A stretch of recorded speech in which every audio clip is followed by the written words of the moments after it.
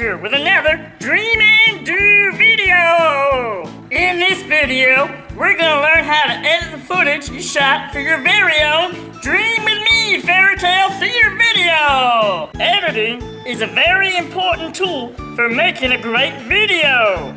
It allows you to set the pace of your video, adjust the audio and picture, add cool transitions and titles, but most importantly, lets you trim off all the parts of your footage you don't want in your final fairy tale. In the old days, they would use film cameras and have to physically cut and tape together sections of film to make their final project. Luckily today, we have computer software and digital video and audio, which makes it much easier. There are a lot of different editing software apps out there on a wide spectrum of costs and features. For this video, we're going to use iMovie. For you Mac users, this is a free program that usually comes pre-installed. I'll do another video for editing with another program, but this one's simple and a good start into the quick-paced world of video editing. Let's go! Alright guys, we're visiting my friend Jay at his home where he edits all of Dreamlight's Open for Creativity content. He'll be our guide to the quick-paced world of video editing. Hey Dougie! Ready to learn the slow process of video editing? It's now a quick-paced world. No, it's pretty slow, but as you get better and practice, it goes smoother. You should be prepared to spend approximately 1 hour on every minute of your final video. Everybody hear that? It will take you likely about an hour to edit 1 minute of video. Easy to remember. First things first, of course. Open iMovie. Let's get started.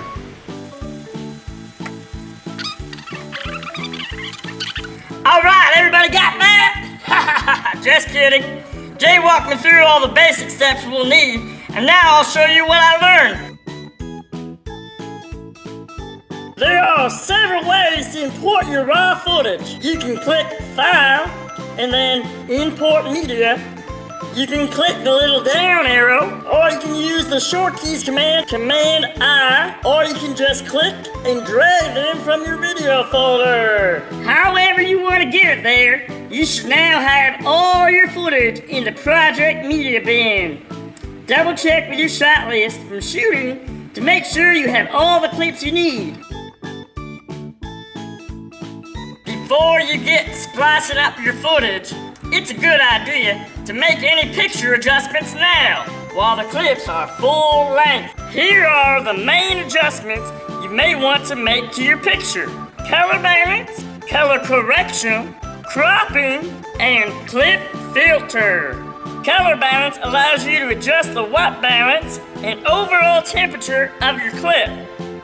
Color correction allows you to change the shadows, contrast, brightness, the highlights, saturation, and temperature. Cropping lets you cut out unwanted parts of your clip and lets you resize and adjust your focal point. Finally, clip filter lets you dramatically change your picture using various popular filters. Now it's time to get your clips trimmed up just how you want them.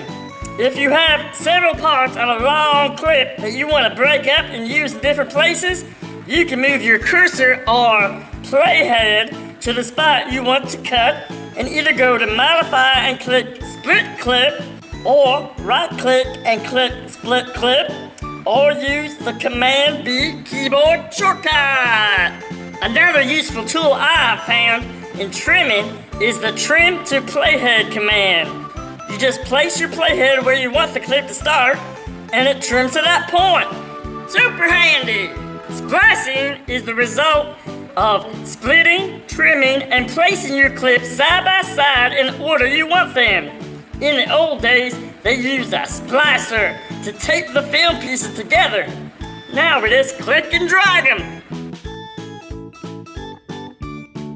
While following your shot list and script, click and drag your clips to place them where you want. Once you have them in place, you've created your first assembly or rough edit. Way to go! Now you're gonna want to fine-tune things. A big part of most videos is sound. Bad sound can ruin an entire video. So make sure you think about it when you're shooting, but also make adjustments while editing. You can adjust your sound volume here. You can make your clip louder and lower the background sound like any music you might have added. If you have background noise in any of your clips, you can filter some of it out here too. Also, this is where you can adjust the audio equalizer. I like to use the vocal enhance setting. You can also use some nifty audio effects. They're a lot of fun to play with. Playing sounds. No, do that one.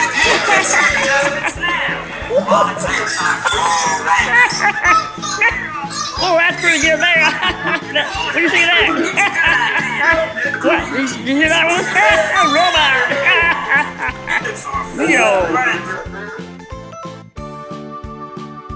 The flow from one clip to the next can be augmented and adjusted by using various transitions. These can be cool to mess around with, but you don't want them to distract too much from your story.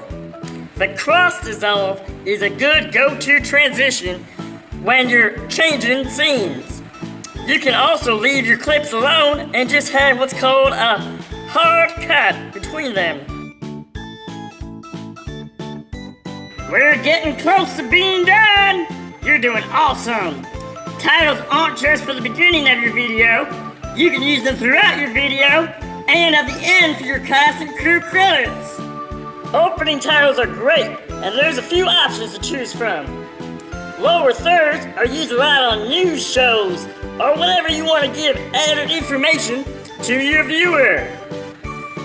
End titles should be fun and give credit to all who helped you make your video. Your video is done! You've made it!